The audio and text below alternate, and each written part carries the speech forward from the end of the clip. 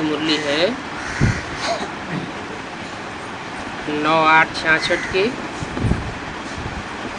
तीसरे पेज के आदि में बात चल रही थी। ब्रह्मा द्वारा सृष्टि रचेंगे तो कोई ऊपर से बैठ करके थोड़े ही रचेंगे क्या? ब्रह्मा द्वारा मनुष्य सृष्टि रचेंगे तो मनुष्य ऊपर होते हैं या नीचे सृष्टि पर होते हैं, धरणी पर होते हैं? जरूर नीचे ही मनुष्य सृष्टि रचेंगे। ब्रह्मा तो यहाँ होगा ना,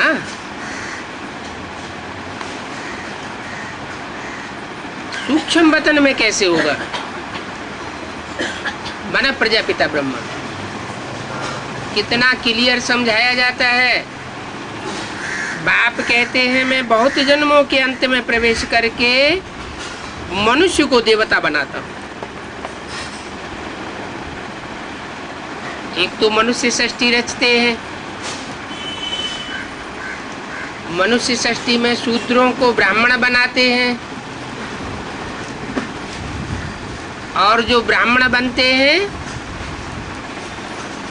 तो बहुत जन्मों के अंत के जन्म में प्रवेश करके मनुष्य जो ब्राह्मण बनते हैं उनको देवता बनाता हूँ।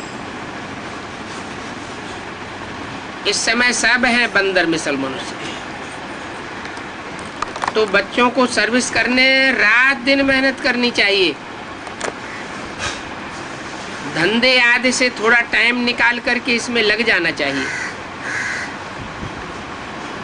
ऐसे नहीं कि हमको तो फुर्सत ही नहीं मिलती। अगर बीमार पड़ जाएं फिर क्या करेंगे? तो फुर्सत मिली ना, फिर ये कहेंगे कि हमको फुर्सत नहीं मिलती। तो बच्चों को पुरुषार्थ करना है। प्रेरणा से कुछ भी नहीं हो सकता। कोई कहे ब्रह्मा की प्रेरणा से सृष्टि रची जाती है, ऐसी कोई बात नहीं है। भगवान से ही प्रेरणा द्वारा काम नहीं हो सकता तो औरों से कैसे होगा? अगर भगवान ही प्रेरणा द्वारा सृष्टि रचा होता तो उसको इस धरनी पर नीचे आने की दरकार क्यों पड़ती?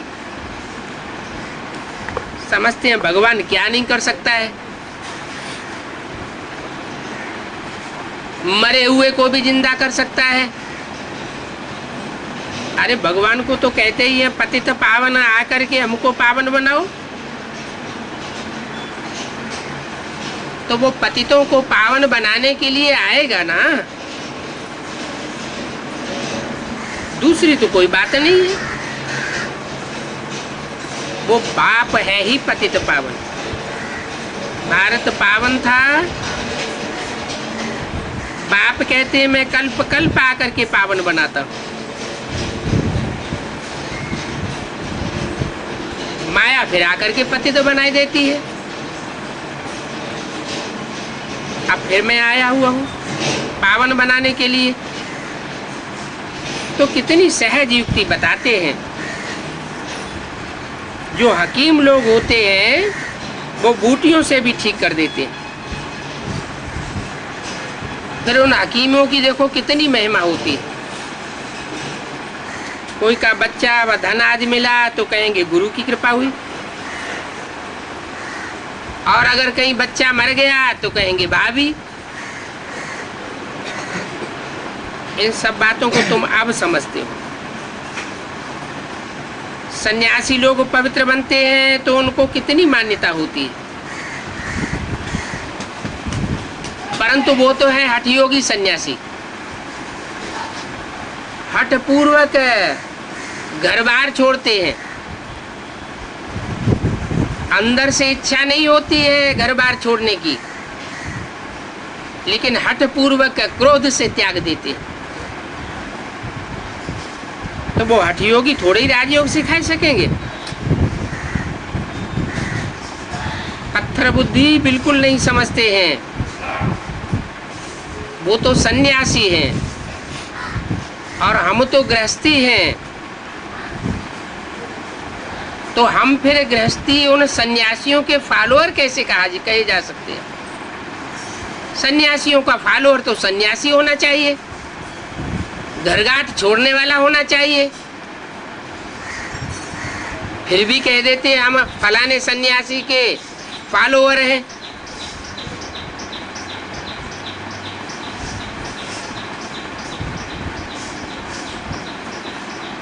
न तो वो समझते हैं फॉलोअर कि हम कैसे इनके फॉलोअर हैं, और न वो सन्यासी समझते हैं।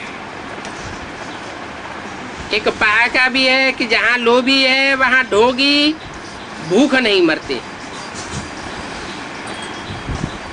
ये भी ऐसी बात है। वो तो है ही लोभी, फॉलो कुछ भी करते नहीं हैं, फिर भी कह देते हैं हम फॉलोअर हैं फलाने सन्यासी के। बाप तो कहते हैं बच्चों को पूरा फॉलो करना है, मन मना भव, पूरा फॉलो करना है। माने अगर हम ब्रह्मा के फॉलोअर हैं तो जो ब्रह्मा का आचरण है उस ब्रह्मा के आचरण को पूरा फॉलो करना। अगर नहीं करते हैं तो अधूरे रह जाते हैं। मुझे याद करो तो तुम पवित्र बन जावेंगे और मेरे साथ चले जावेंगे। मैं तो एवर पावन हूँ, मनुष्य तो पतित बनते रहते हैं। बाप ही आए करके पावन बनाते हैं। वो पवित्रता सुख शांति का सागर है, और तुमको भी ऐसी पवित्रता सुख शांति का सागर है, मास्टर सागर बनाते हैं। तुम योग बल से अपनी आत्मा को प्योर बनाते हो, जानते हो फिर हमको फास्ट जाना है, हमको फर्स्ट क्लास शरीर मिलेगा, मनुष्य को देवता प्रैक्टिकल में बनना है। क्या प्रैक्टिकल में माना? शरीर छोड़ने के बाद नहीं बनना है, शरीर छोड़ने से पहले ही हमको मनुष्य से देवता बनना है। देवताओं के शरीर भी पवित्र होते हैं, ऐसे थोड़े ही सिर्फ देवताई कपड़ा आदि पहन लिया तो कोई देवता बन जाते हैं।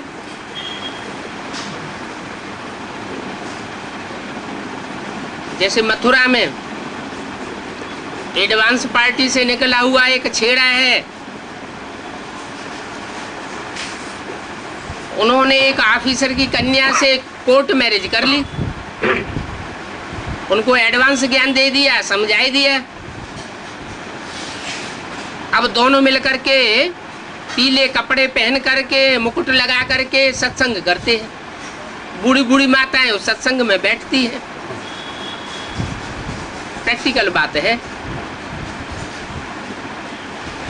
हुजूम इकट्ठा करके बसों में भर के माउंट आबू भी ले जाते हैं। तो देखो क्या क्या धंधा चलता है। कोई कपड़े और मुकुट आदि पहनने से कोई देवता बन जाता है क्या? ज्ञान क्या सुनाते हैं? बस वो झांझ मृदंग और बजिया मजीरा बजता रहता है, कीर्तन चलता रहता है। जैसे आजकल ड्रामा खेलते हैं, कृष्ण आदि बनते हैं, मोर मुकुट पहन लेते हैं। अब मनुष्य तो कुछ भी समझते नहीं है। तुम्हारे पास तो कितना ज्ञान है, तो अपने ऊपर पूरा ध्यान देना होता है। लेकिन बच्चों को देह अभिमान नहीं आना चाहिए। बाबा हम आपसे वर्षा लेकर के ही छोड़ेंगे।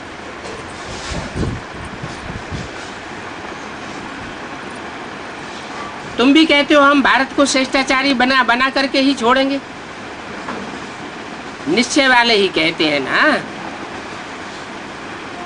कोई तो समझते हैं 10 वर्ष में कैसे कैसे ये सब होगा। कौन से सन की मुरली है? 66 की। 66 में 10 साल की घोषणा कराई गई थी कि पुरानी दुनिया का विनाश और नई दुनिया की स्थापना होगी। 76 में भ्रष्टाचारी दुनिया खलास होगी और श्रेष्ठाचारी दुनिया शुरू होगी। तो कोई कोई को ये विचार आता है कि 10 वर्ष में कैसे कैसे होगा। वास्तव में ये सब संशय नहीं लाना चाहिए, संशय नहीं लाना चाहिए। तो क्या सन 76 में श्रेष्ठाचारी दुनिया स्थापन हो गई क्या? भ्रष्टाचारी दुनिया का विनाश हुआ क्या? संशय की तो बात हो गई ना? नहीं हो गई, क्योंकि बाबा ने बोला है ब्राह्मणों की संगम युगी बेहद की दुनिया के लिए। बेहद की दुनिया में भी जो भी कार्य शुरू होगा तो पहले सूक्ष्म रूप में शुरू होता है। जैसे बाहर की दुनिया में भी हर कार्य की शुरुआत पहले सूक्ष्म से होती है। मकान बनाते हैं तो बुद्धि में पहले खाका आता है, तो फाउंडेशन पड़ा ना। तो सन 76 में भी नई दुनिया का प्लानिंग का पूरा खाका कोई बुद्धि में खिंच गया। कोई आत्माओं का संगठन ऐसा सामने आ गया जिनकी बुद्धि में वो भ्रष्टाचारी दुनिया खलास हो गई। आप मुए मर गई दुनिया। उस पुरानी दुखदाई ब्राह्मणों की दुनिया से अपना बुद्धियों को तोड़ लिया। तो बच्चों को वास्तव में संशय नहीं लाना चाहिए। अगर संशय में आते रहेंगे तो सर्विस में ढीले पड़ जाते हैं। टाइम तो बहुत थोड़ा है, जितना हो सके पुरुषार्थ खूब करना है। थोड़ा लड़ाई आदि का हंगामा होगा, फिर देखना कितनी मेहनत करने लग पड़ते हैं। समझते तो है ना, हम याद में पूरा नहीं रहते हैं। फिर उस समय कसम कस तो कर नहीं सकेंगे। उस समय तो बहुत आफतें आदि आती हैं।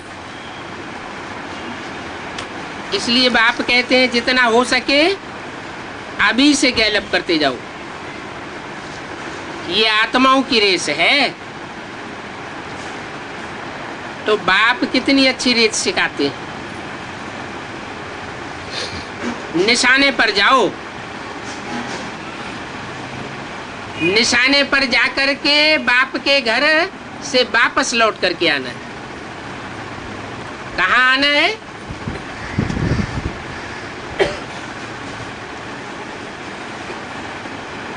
गीता में श्लोक भी दिया है। कहाँ जाना है? जहां से आत्माएं लौट करके फिर इस पुरानी दुनिया में वापस नहीं आती। परम धाम जाना है। परम धाम सभी आत्माओं को जाना है, लेकिन वहां जाने के बाद इस पुरानी दुनिया में आना नहीं होगा। कहाँ आना होगा? नई सत्य की दुनिया में आना होगा। बड़ी फाइन रेस है। बाप कहते हैं मेरे को टच करके मूल वतन जाए फिर वापस आना है। मेरे को टच करके? क्या कोई हाथों से टच करने वाली बात है? ये बुद्धि से टच करने की बात है। बुद्धि से उस निराकारी बाप को टच करना है। जो बाप की स्टेज, वो हम बच्चों की निराकारी स्टेज बने। टच करके मूल वतन जाए करके फिर वापस आना। लेकिन पहले पहले वो जावेंगे जो योग युक्त होंगे। अगर भोगी होंगे तो जा नहीं सकेंगे। भोग और योग ये दोनों विपरीत दिशावाची हैं। जहां भोग होता है वहां योग नहीं होता, और जहां योग होता है वहां भोग नहीं हो सकता। आचार्य जी ने फिर दूसरी बात सिखाई थी। उन्होंने कलयुग के अंत में आकर के उल्टा ही ज्ञान दे दिया। उन्होंने सिखाया भोग में योग की समाधि लगाओ। अरे ये तो शंकर समान पुरुषार्थ हो गया। बाप कहते हैं तुम्हें शंकर समान पुरुषार्थ नहीं करना है, तुम्हें शंकर जैसा नहीं बनना है। शंकर का काम शंकर को करने दो। वो तो शिव शंकर मिला करके एक कर दिया जाता है। शिव और शंकर दोनों ही एक मूर्ति है। वो तो सदगुरु का रूप है। इसलिए भक्ति मार्ग में कहते हैं गुरु जो कहे वो करना है, लेकिन गुरु जो करता है सो नहीं करना है। गुरु के डायरेक्शन को फॉलो करना है। तो योग युक्त है, तुम बच्चों को अभी बनना है। चाहते हम मुक्ति धाम जावे, तो बाप कहते हैं मुझे याद करो, तो तुम मुक्ति धाम चले जावेंगे। मुक्ति धाम चले जावेंगे, मुक्ति धाम चले जावेंगे। आत्मा चली जावेगी कि शरीर सहित चले जावेंगे? आत्मा मुक्ति धाम वासी हो जाएगी। मन बुद्धि जब मुक्ति धाम वासी हो जाएगी तो दुख दर्दों से मुक्त अनुभव करेंगे। कोई जाने आने की बात नहीं होगी। इस दुनिया के दुख दर्द जो बहुत महसूस होते हैं वो महसूस ही नहीं होंगे। कभी कभी ऐसा होता है कि दुख की बात बहुत थोड़ी होती है, लेकिन मन कमजोर होता है तो बहुत बड़ा दुख भासता है। कभी हम ऐसा भी अनुभव करते हैं कि बहुत भारीपन आ जाता है दिमाग में। जब भारीपन आ जाता है तो जरूर देह अभिमान है। आत्माभिमानी स्थिति सब प्रकार की परिस्थितियों को क्रॉस कर जाती है। तो ये प्रैक्टिस करनी है। मुक्ति धाम तो सबको पसंद है। देवताओं को भी मुक्ति धाम पसंद है और असुरों को भी मुक्ति धाम पसंद है। जो धर्म पिताएं हैं अथवा उनके फॉलोअर्स हैं, उनको जीवन मुक्ति धाम पसंद नहीं है। सन्यासियों को जीवन मुक्ति पसंद नहीं है। देवताओं को जीवन मुक्ति पसंद है। तो जीवन मुक्ति किसी को पसंद हो या ना पसंद हो, लेकिन मुक्ति ऐसी चीज है जो सबको पसंद है। मुक्ति माना अशांति से छुटकारा, दुखों से छुटकारा। तो जब हम मुक्त हो जाएंगे तो फिर आवेंगे पार्ट बजाने। वास्तव में इस दुनिया में मोक्ष किसी को नहीं मिलता। वो समझते हैं हमेशा के लिए आत्मा मुक्त हो जाएगी,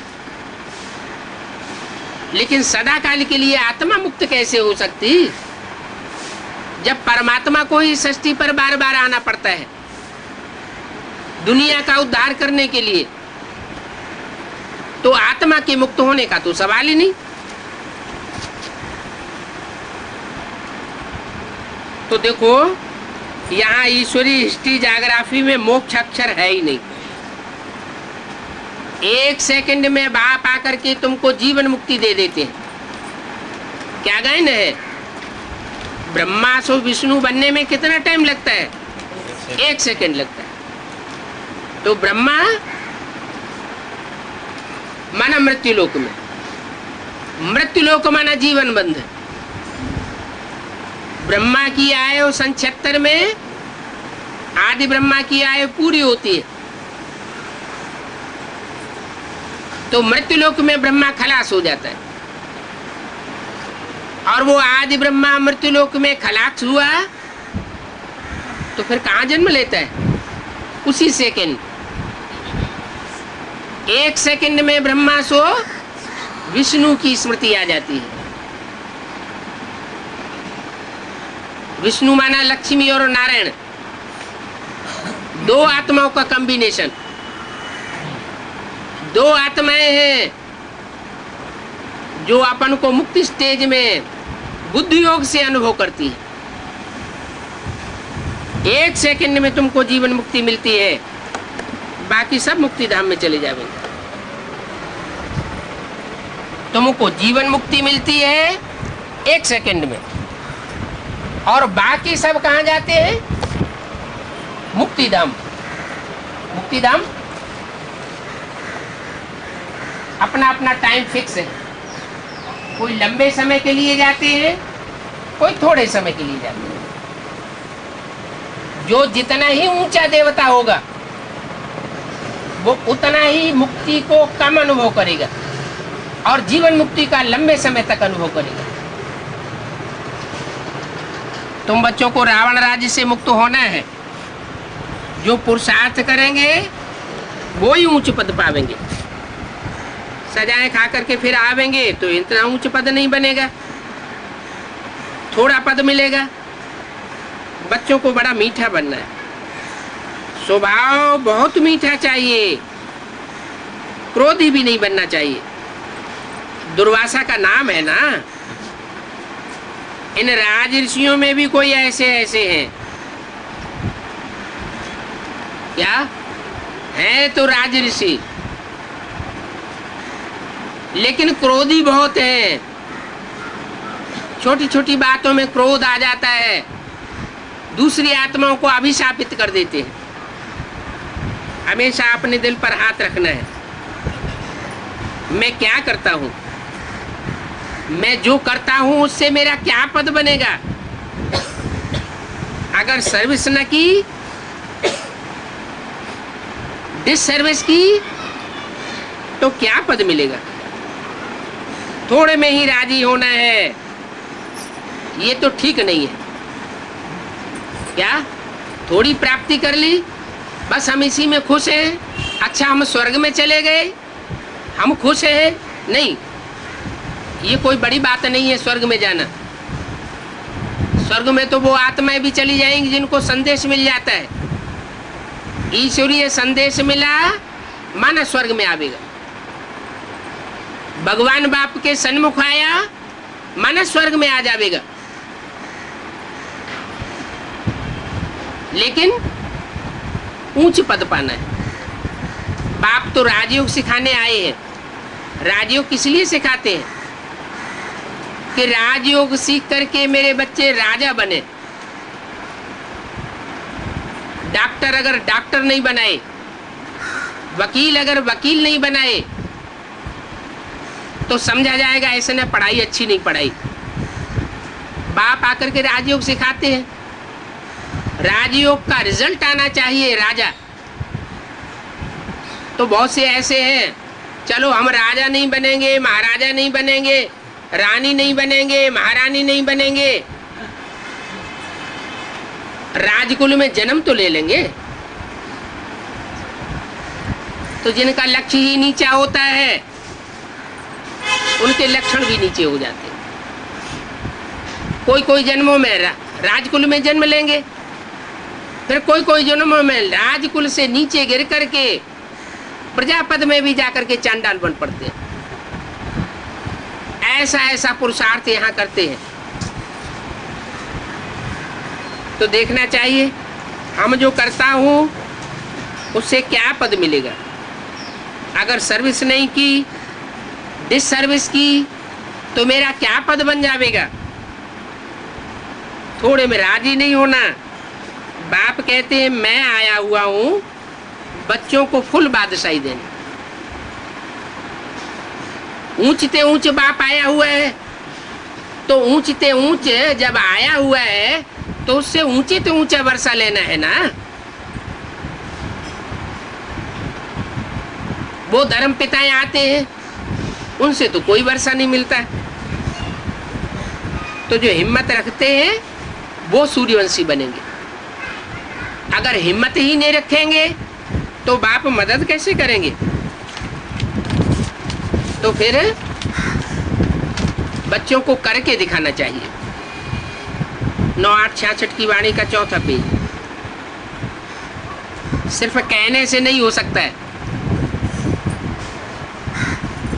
बच्चों को पॉइंट्स बहुत अच्छी अच्छी मिलती है। कोई मरते हैं तो कहते हैं स्वर्ग पधारा। अब इसका क्या गुह्यराज है? मरते हैं तो कहते हैं स्वर्ग पधारा। स्वर्ग तो कोई जाता नहीं है, लेते तो फिर भी इस नरक की दुनिया में जन्म है। तो क्यों कहते हैं कि स्वर्ग पधारा? ये आदत क्यों पड़ गई है? कोई भी मरेंगे तो कह देंगे कि स्वर्गवासी हुआ। तो स्वर्गवासी हुआ क्या वास्तव में? अरे इस दुनिया में स्वर्ग है कहाँ? स्वर्ग तो सतयुग त्रेता में था, अभी स्वर्ग कहाँ है? कह देते हैं स्वर्ग पधारा। इस समय की रट पड़ी हुई है संगम युग की। संगम युग में जो जीते जी मरते जाएंगे, बाप की श्रीमत पर चलने के लिए जो अपने देह अभिमान से जीते जी मरेंगे, उनको स्वर्ग का अनुभव होगा, जीवन मुक्ति का अनुभव होगा। देह अभिमान से मरना पड़े तो वो तो कह देते हैं स्वर्ग पधारा। स्वर्ग पधारा जरूर पहले नरक में था, अभी तुम भी नरक में हो। अगर तुम भी मरो तो तुमको भी स्वर्ग का अनुभूति हो जाएगी। तो क्या करें? ब्रह्मा बाबा की तरह शरीर छोड़ जाए? नहीं, ब्रह्मा की तरह शरीर छोड़ने की बात नहीं है, अकाले मौत में शरीर छोड़ने की बात नहीं है। यहाँ तो बात है देह अभिमान से मरने की। तो मारो गोली अपने को। कौन सी गोली मारे? जो ज्ञान की गोलियां बाप ने बनाई हैं, वो गोलियां दूसरों के लिए यूज नहीं करनी है, पहले अपन को मारनी है। स्वर्ग में जाना ये तो बड़ा सहज है। क्या? गोली मारो और स्वर्ग में जाओ। भक्ति मार्ग में कहते हैं ना स्वर्ग पधारा, तो जो मरेगा सो स्वर्ग पधारेगा। तो उनको गोली मारेंगे तो क्या स्वर्ग में चले जाएंगे? वो तो स्वर्ग में नहीं जाएंगे, वो तो और ही क्या होगा, दुर्गति हो जाएगी, क्योंकि अकाले मौत होती है। यहाँ है ज्ञान की गोली। ज्ञान की गोलियां अगर अपने को मारते जाएंगे तो देहभान खलास हो जाएगी।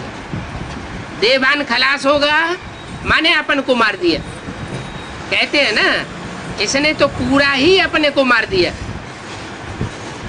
माना देह अभिमान से मार दिया। तो देखो कितना मरना सहज है।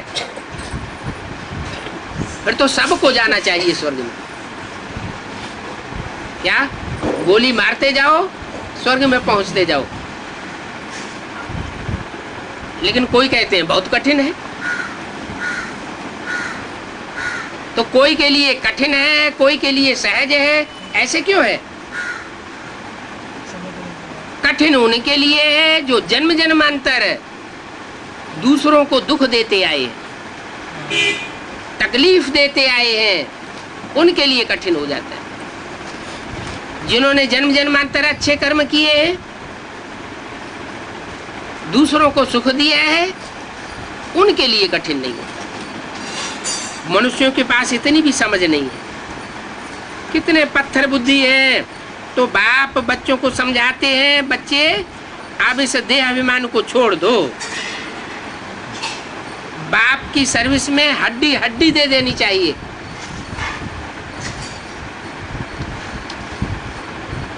दधीचि ऋषि का मिसाल है, हड्डी हड्डी अर्पण कर दी, करते भी है, परंतु कहाँ फिर देह अभिमान आ जाता है। थोड़ी सर्विस करते हैं तो बहुत देह अभिमान चढ़ जाता है। देह अभिमान चढ़ा, अहंकार आया और यह गिरा। माया भी कम पहलवान नहीं है। बाप की श्रीमत पर न चलने से माया वार कर देती है। तो बाप कहते हैं अगर महामूर्ख देखना हो तो यहां देखो।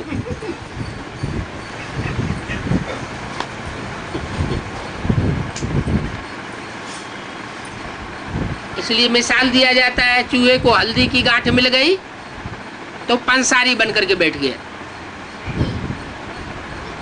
तो यहां भी ऐसे ऐसे हैं। थोड़ा सा किसी को ज्ञान आने लगा, ज्ञान सुनाने लगे तो बहुत अहंकार चढ़ जाता है। ऐसे ऐसे अहंकारी हैं जो विश्व का मालिक बनाने वाले बाप को भी फारकती दे देते हैं। समझते नहीं है कि हमने आधा कल्प ठोकरें खाई है। ठोकरें खाते खाते आखिरी जन्म में बाप आकर के मिला है। अभी बाप कितना सहज रास्ता बताते हैं, सुखधाम का मालिक बनाते हैं, तो अपने पर तरस करना चाहिए ना। बाप आकर के राय बड़ी सिंपल देते हैं। इतना सहज ज्ञान और सहज राजयोग कोई समझा ही नहीं सकता। हाँ, माया के तूफान तो बहुत आवेंगे, परंतु बच्चों को हिम्मत करके महावीर बनना है। माया ऐसी है जो तुम्हारी ब्रेन को थकाए करके खीर खीर कर देगी। दिमाग काम नहीं करेगा, नींद फिटाई देगी। परंतु तुम बच्चों को अपनी हिम्मत नहीं हारना है। हिम्मते बच्चे तो मददगार बाप बनेगा। माया बेजार बहुत करेगी,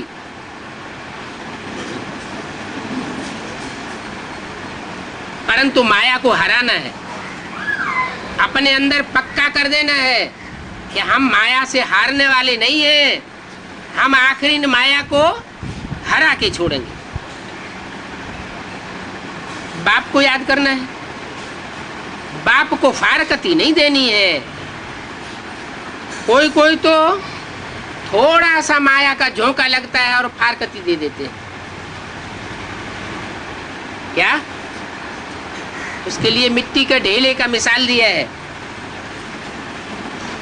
मिट्टी का ढेला होता है, एक ठोकर लगती है टूट जाता है। ठिक्कर, ठिक्कर माने ठेला मिट्टी का। भक्ति मार्ग में कहते हैं पत्थर ठिक्कर बित्तर में भगवान प्रवेश करता है। ऐसे ठिक्कर बुद्धियों में भी भगवान को व्यापी समझ लेते हैं। जिनको माया की एक ठोकर लगती है तो बिखर जाते हैं। बाप कहते हैं मैं ऐसे ठिक्कर बुद्धियों में प्रवेश नहीं करता हूं। मैं तो ऐसे मजबूत पत्थर में प्रवेश करता हूं जो पहाड़ से भी नीचे गिरे और टूटता फूटता टकराता समुद्र तक पहुंच जाए तो भी शालिग्राम बन करके पत्थर रहता है।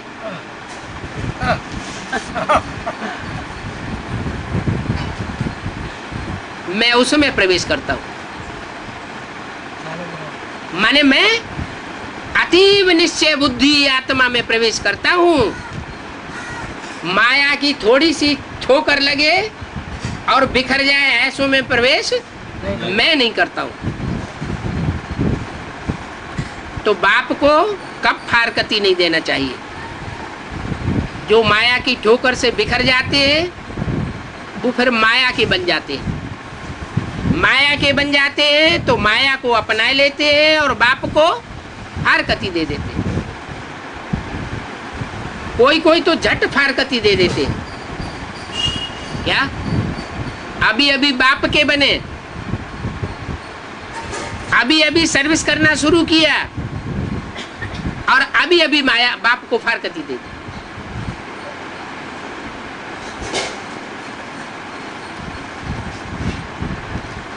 जयपुर में अभी अभी सेवा हुई,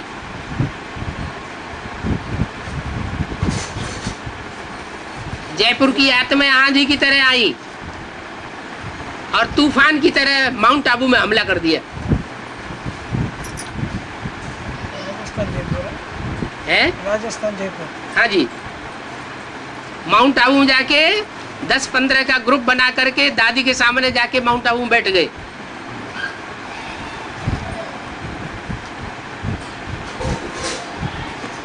वीसीडी भी बना ली, बहुत बातें सुनाई ज्ञान की। लोगों को अचंबा होने लगा, अरे अब तो ये एडवांस पार्टी माउंट आबू में भी घुस गई। अभी विष्णु पार्टी के चक्कर में आ रहे हैं। वही ग्रुप वो फिर आभी हो गया।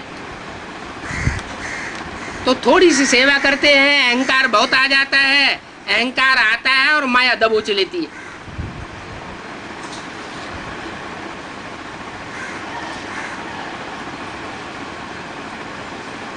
तो माया बहुत बेजार करती है। ब्राह्मणी को तो मालूम ही रहता है कि माया बड़ी हरखंड है,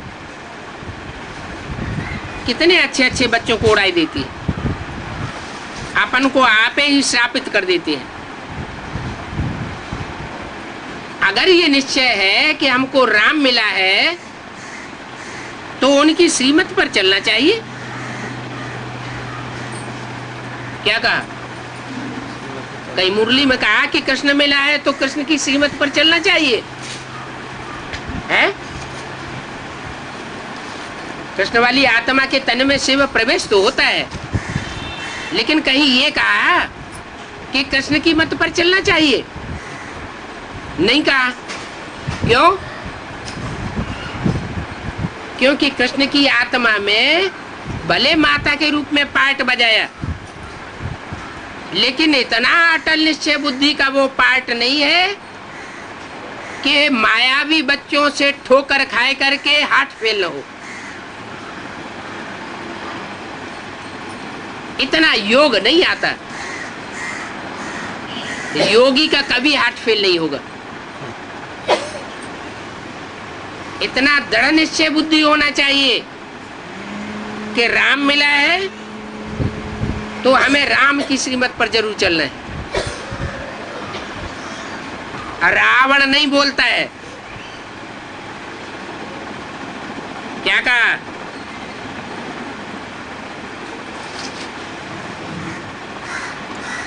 माया बोलती नहीं है, माया एक्ट ऐसी करती है जिसे देख करके दूसरे एक्ट करने लग पड़ते हैं।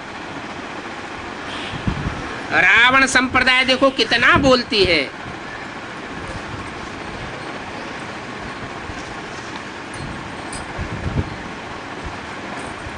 बड़ी बड़ी संप्रदाय है ना, किसकी? रावण की। हिरण्यकश्यप आदि देखो कितने नाम हैं। झट कह देते हैं पतित पावन बाप सर्वव्यापी है, मेरे में है, तेरे में है। फिर तो सब पतित हो गए। क्या भगवान किस में प्रवेश करता है? पावन में प्रवेश करता है या पतित में? पतित में आता है ना। अगर सर्वव्यापी है तो सारी दुनिया क्या हो गई? संत महंत सन्यासी भी क्या हुए? सब पतित हो गए। कौन पावन बनावेगा? देखो कितनी सिंपल बात है। तो ये बातें भी समझते नहीं है। गीता का भगवान कौन है ये भी किसी को पता नहीं है। दुनिया वालों को तो पता नहीं है, लेकिन जो ब्रह्मा की मुरली बैठ करके सुनते हैं उनको भी पता नहीं है कि गीता का भगवान प्रैक्टिकल साकार दुनिया में कौन है। झूठे शास्त्र पढ़ते पढ़ते सीढ़ी उतरते आए, शास्त्र सारे ही झूठे हो गए। शास्त्र मनुष्यों के द्वारा बनाए जाते हैं, मनुष्य जो कुछ बनाता है सब झूठ बनाता है। तो बाप आकर के सबकी चढ़ती कला कर देते हैं। भगवान ही गीता का ज्ञान सुनाए सबको सदगति देते हैं।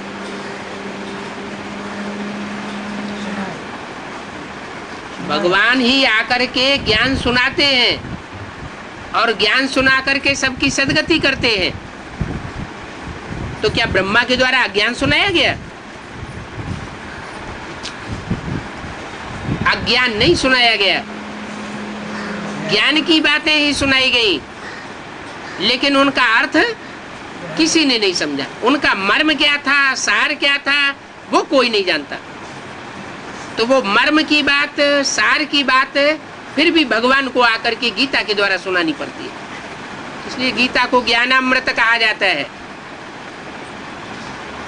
अमृत मंथन होता है,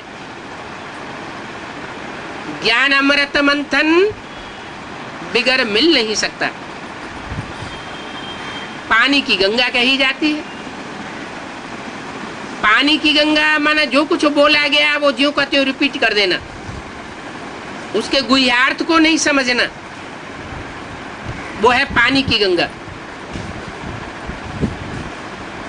और फिर अमृत मंथन, सागर मंथन, अर्थात ज्ञान सागर ने जो कुछ भी बोला है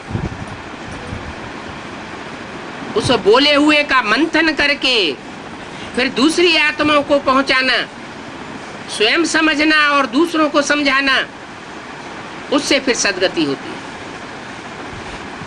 दिमागी ताकत आती है। एक होती है छाछ और एक होता है मक्खन। ताकत किस में होती है? मक्खन में ताकत होती है। कहते हैं कृष्ण ने मक्खन खाया। गीत भी गाते रहते हैं। क्या गीत गाते हैं?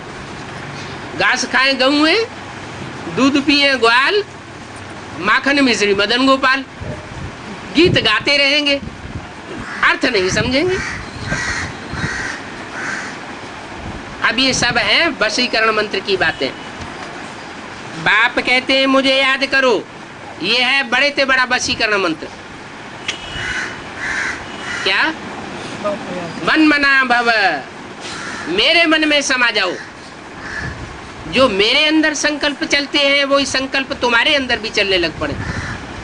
इतने प्रीति बुद्धि बन जाओ। तुम तो बाप को घड़ी घड़ी भूल जाते हो। बाप से प्रीति जुटती ही नहीं। प्रीति नहीं जुटती है तो फिर भूलना कहा जाता है। भूलते हैं, विस्मृति होती है तो ताकत नहीं आती। महारथी वो है जो बहुतों को मंत्र देता रहे।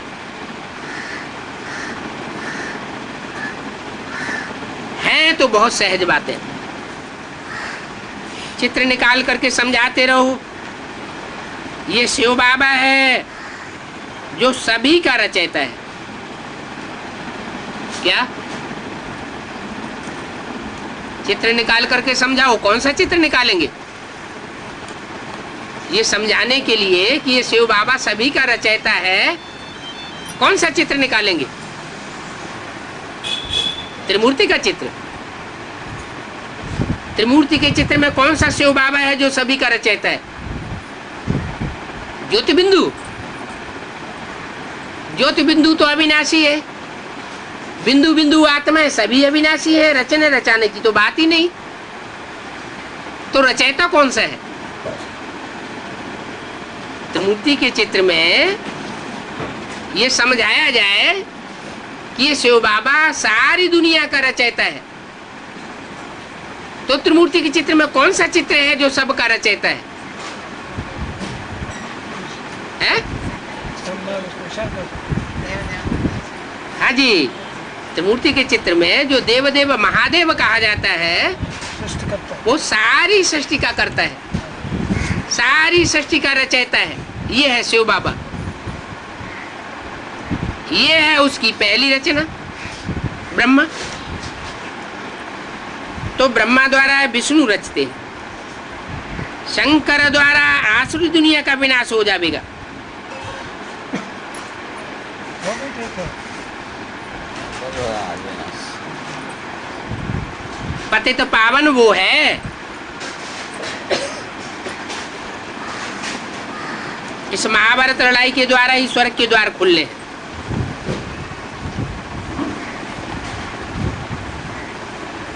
महाभारत लड़ाई से डर तो नहीं लगता। कोई कोई तो बच्चे ऐसे हैं कि जो होना हो सो अभी शुरू हो जाए। हम तो तैयार बैठे हैं। जैसे एडवांस पार्टी के लिए बोला संदेशी ने कि एडवांस पार्टी तो तैयार हुई पड़ी है, लेकिन तुम बच्चों की देरी है, तुम बच्चे अभी तैयार नहीं हुए। तो ये महाभारत लड़ाई स्वर्ग के गेट खोलेगी। महाभारत लड़ाई सारे भारत में होगी, ये पहले ब्राह्मणों की दुनिया में होगी। ब्राह्मणों की दुनिया में ये महाभारत लड़ाई सामने खड़ी हुई है। अब बाप कहते हैं अपन को आत्मा समझ, मुझ बाप को याद करो। इतना पक्का अभ्यास करेंगे तो इस लड़ाई में क्रॉस हो जाएंगे। अगर अभ्यास पक्का नहीं हुआ तो मर बिल्लाए जाएंगे, फिर दोबारा जन्म मिलेगा। तुम तमो प्रधान से सतो प्रधान बनना है ना। बाबा ये पर्स थैलियां आदि बनवाते हैं इसलिए कि तुम बच्चे सर्विस करो। मेडल्स लॉकेट आदि रखने के लिए नहीं है। बाप कहते हैं जिनके पास बहुत लाख करोड़ हैं वो तो बड़े कमबख्त हैं। हाँ? क्या उस समय की बात बताई, अभी तो लखपति कोई बड़ी बात नहीं है। सन 66 में जो लखपति थे वो बड़ी बात थी। अभी तो 1 लाख होना कोई बड़ी बात नहीं, क्योंकि महंगाई बहुत ज्यादा बढ़ गई। करोड़ की बात है, करोड़ और अरब की बात है अभी। तो इस दुनिया में जो करोड़पति और अरबपति हैं वो समझो कमबख्त हैं। क्या उनसे कहो कि बाप आया हुआ है, नई दुनिया रच रहा है, थोड़ा टाइम निकालो, तो कहेंगे हमारे पास कम वक्त है। क्या हमें फुर्सत नहीं है, माने कम वक्त हो गए। ऐसे जो कम वक्त बनते हैं वो फिर नई दुनिया में क्या जावेंगे, क्या ऊंच पद पावेंगे। आजकल तो मनुष्यों के पास करोड़ करोड़ हैं। जो कल हजामत करते थे, चने बेचते थे, वो आज लखपति हो गए। अच्छा है उनके पास नहीं था। मैं आता ही हूं साधारणतन में, मैं कोई करोड़पति में नहीं आता हूं, लखापति में नहीं आता हूं। क्यों? दादा लेखराज लखापति नहीं था?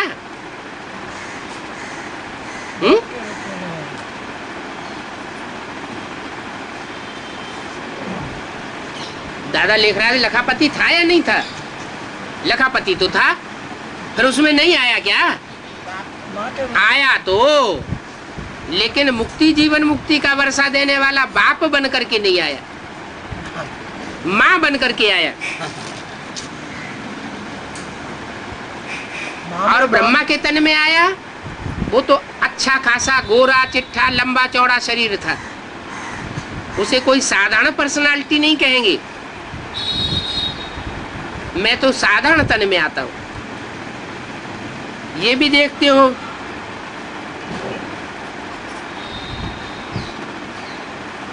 ये भी देखते हो, माने इनके जैसा कोई और भी है जिसमें मैं प्रवेश करता हूं। अभी तुम ये भी देखते हो कि इनके पैसे से कितने का कल्याण हुआ। किनके पैसे से? इनके पैसे। लखापति ब्रह्मा के पैसे से। जो लखापति ब्रह्मा बाबा थे, उनके पैसे से कितनों का कल्याण हुआ? कल्याण तो हुआ ना। ये अर्पण ना होता तो ये इतनी बड़ी भट्ठी नहीं बनती। 300-400 कन्याएं माताएं भट्ठी में पड़ी। अगर ये भट्ठी नहीं होती तो इतनी बच्चियां कहां से तैयार होती? पैसे बिगर थोड़ा ही काम होता है। बाप कहते हैं जिनके पास लाख करोड़ हैं, उनके पैसे अब काम नहीं आवेंगे। पिछाड़ी को उनके पैसे लेकर के हम क्या करेंगे? बाप की प्रत्यक्षता हो जाएगी, पैसों की तो कोई दरकार नहीं रहेगी। कोई कहेंगे हम लाख देते हैं, हम उनको कहेंगे तुम जो हमको लाख देते हो वो तुम ले जाओ, अपने पास रखो, हमें तुम्हारे पैसे की दरकार नहीं है। हम लेकर के तुम्हारे पैसे क्या करेंगे? हम अपने ऊपर वजन क्यों चढ़ावें? पैसे से सर्विस होगी तो उस पैसे का फल हमको मिलेगा। अगर उस पैसे से सर्विस ही नहीं होगी तो उसका फल कैसे मिलेगा? तुमको भी फल तब मिलेगा जब उससे सर्विस होगी। पैसा बैंक में पड़ा रहे, बैंक फेल हो जाए तो ना तुम्हारा कल्याण होगा ना हमारा कल्याण होगा। बाबा तुम्हारा रुपया क्या करेंगे? कोई कहते ये जमीन ले लो, प्रॉपर्टी ले लो। बाप कहते हम इतनी प्रॉपर्टी का क्या करेंगे? यहाँ तो पाई पैसे से स्थापना हो रही है, ये पैसे जाकर के अपने पास रखो। हम तो व्यापारी हैं, कोई हम अनाड़ी थोड़े ही है क्या जो हमको भर करके देना पड़े? बाबा तो देखो इतना बड़ा व्यापारी है, ये भी कम नहीं है। कौन? बाबा तो इतना बड़ा व्यापारी है, यह भी कम नहीं है। बड़ा व्यापारी है। माने बाबा अलग है और यह अलग है। यह माना ब्रह्मा, ये भी कम नहीं है और बाबा इतना बड़ा व्यापारी है।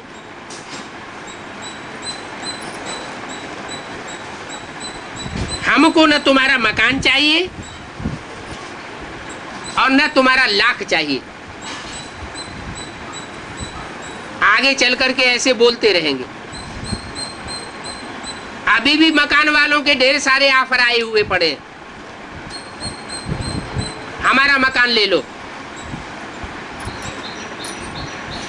बाप कहते मैं तो गरीब निवाज हूं, पाई पैसे से पाई पाई से ये तालाब भरता है। सबका कल्याण करना चाहिए ना, एक से ही इकट्ठा ले ले और वो अगर काम में भी आ जाए तो एक का ही कल्याण होगा ना। आज कोई बाबा के पास आवे तो बाबा क्या कहेंगे?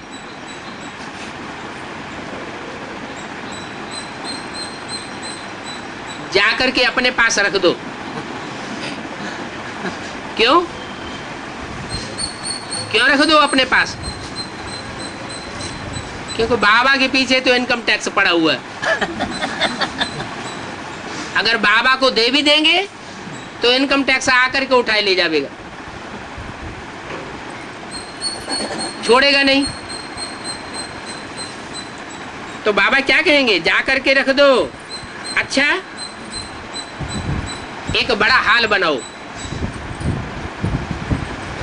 बड़ा हाल बनावेंगे तो उसमें संगठन क्लासेस चलते रहेंगे,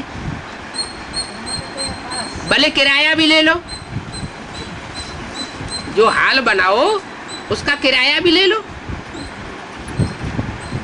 उस हाल में सर्विस चलेगी तो तुम्हारा कल्याण होगा। बाबा को गरीबों की मदद मिलती है, जो करोड़पति अरबपति हैं उनकी मदद बाबा को नहीं मिलती है। नहीं मिलते, नहीं चाहते है? नहीं मिलते, नहीं चाहते हैं बाबा। नहीं मिलती ही नहीं है, आते ही उनकी बुद्धि में नहीं बैठता। बाबा तो इतना सहज साधारण बन करके आता है कि उनकी बुद्धि में बैठता ही नहीं कि ये भगवान का पार्ट हो सकता है। पूरी पूरी तालाब बनता है। देखो उस लड़ाई में कितना भारी खर्चा होता है गवर्नमेंट का। चाहे इराक अमेरिका की लड़ाई हुई हो, चाहे अफगानिस्तान अमेरिका की लड़ाई हुई हो, कितना भारी खर्चा होता है। और यहाँ खर्चे की तो बात ही नहीं। गीता पाठशालाएं खुली हुई है। बाबा कहते एक कमरे में भी तुम अपना यूनिवर्सिटी खोल सकते हो, उसी में खाना बनाओ, उसी में सो जाओ, उसी में बर्तन साफ करो, झाड़ू लगाओ और क्लास लगा दो। पाई पैसे का भी खर्च नहीं है।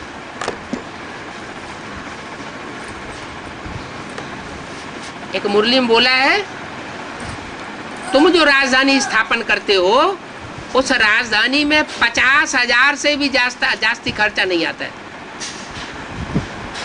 50,000 में तुम पूरी नहीं 50 लाख, 50 लाख, हाँ, इससे जास्ती खर्चा नहीं होता।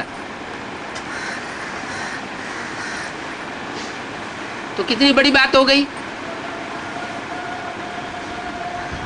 उस लड़ाई में कितना भारी खर्चा होता है, बात मत पूछो। आधा से भी जास्ती पैसा लड़ाई में लग जाता है। कोई भी कंट्री, कोई भी देश हो, सिक्योरिटी में, सुरक्षा में, मिलिट्री के खर्चे में, शस्त्रों के बनाने में, एटम बम तैयार करने में, एरोप्लेन बनाने में कितना खर्चा होता है। आधा में जाम, आधा में रैयत।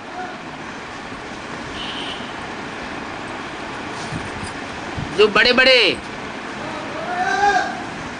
मिनिस्टर्स हैं वो जैसे राजा बने बैठे। वो अपनी सुरक्षा के लिए ये एटम बम आदि बनवाते रहते। कितनी बड़ी सेना का हुजूम रखते हैं।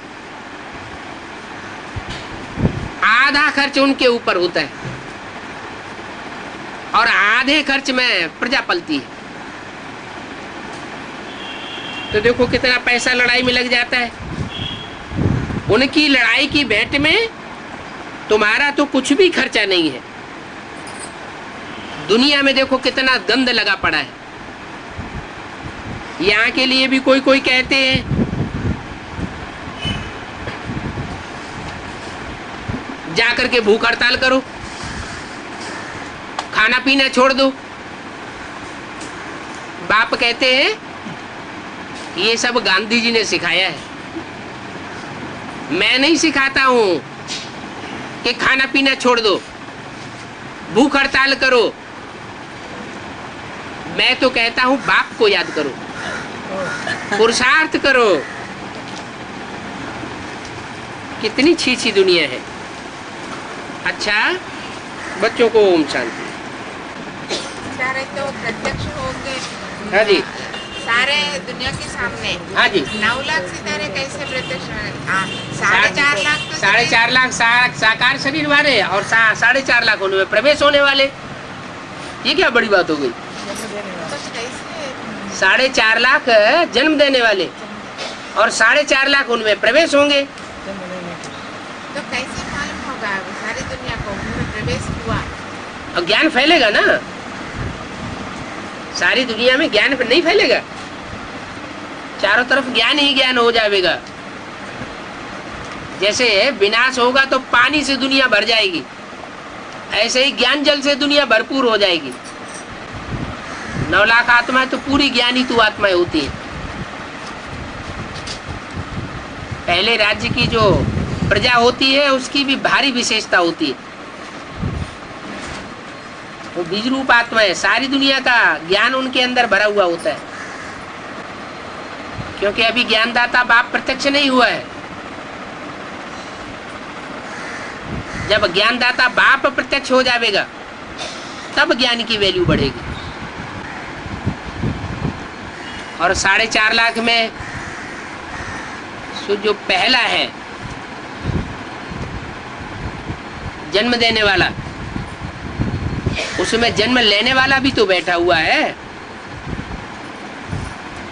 तो जैसे पहले का मिसाल दे सकते हैं तो वैसे ही 4.5 लाख का भी मिसाल है। 4.5 लाख जन्म देने वालों में 4.5 लाख जन्म लेने वाले प्रवेश करते हैं,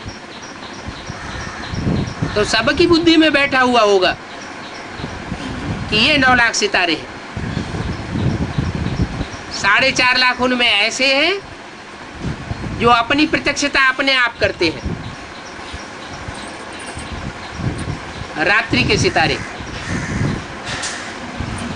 चंद्रमा उनका अधिपति होता है, चंद्रमा को फॉलो करते हैं। और 4.5 लाख ऐसे हैं जो अपने आप अपनी प्रत्यक्षता नहीं करते, बाप उनको प्रत्यक्ष करते हैं। फादर सो सन्स, वो अपने को बाप के रोशनी में मर्ज कर देते हैं, अपनी खुदी को मिटा देते हैं, मार देते हैं। तो जो अपनी खुदी को मार देते हैं वो जिंदा बचते हैं, और जो अपनी खुदी को मार नहीं पाते उनके शरीर छूट जाते हैं, सूक्ष्म शरीर धारण करते हैं, सूक्ष्म शरीर से प्रवेश करके फिर बीज रूपी स्टेज बनाते हैं संग के रंग से। तो सबकी बुद्धि में ये बैठेगा कि ये 9 लाख सितारे संसार में 2-2 आंखें हैं, एक एक को 2-2 आंखें। एक है जिसको 3 आंखें और बाकी सबको 2-2 आंखें। एक राइटियस आंख, एक लेफ्टिस्ट आंख। और जिसको 3 आंख है वो तीसरा आंख है क्या? शिव नेत्र, ज्ञान नेत्र। नहीं, ज्ञान नेत्र से सबको सभी को है। दाया नेत्र भी ज्ञान नेत्र, बाया नेत्र भी ज्ञान नेत्र। ब्रह्मा की सोल भी अज्ञानी थोड़े ही कहेंगे, वो भी तो अज्ञानी नहीं है, ज्ञानी है। पूरा नहीं। ज्ञान का पाठ तो पढ़ाई रही है।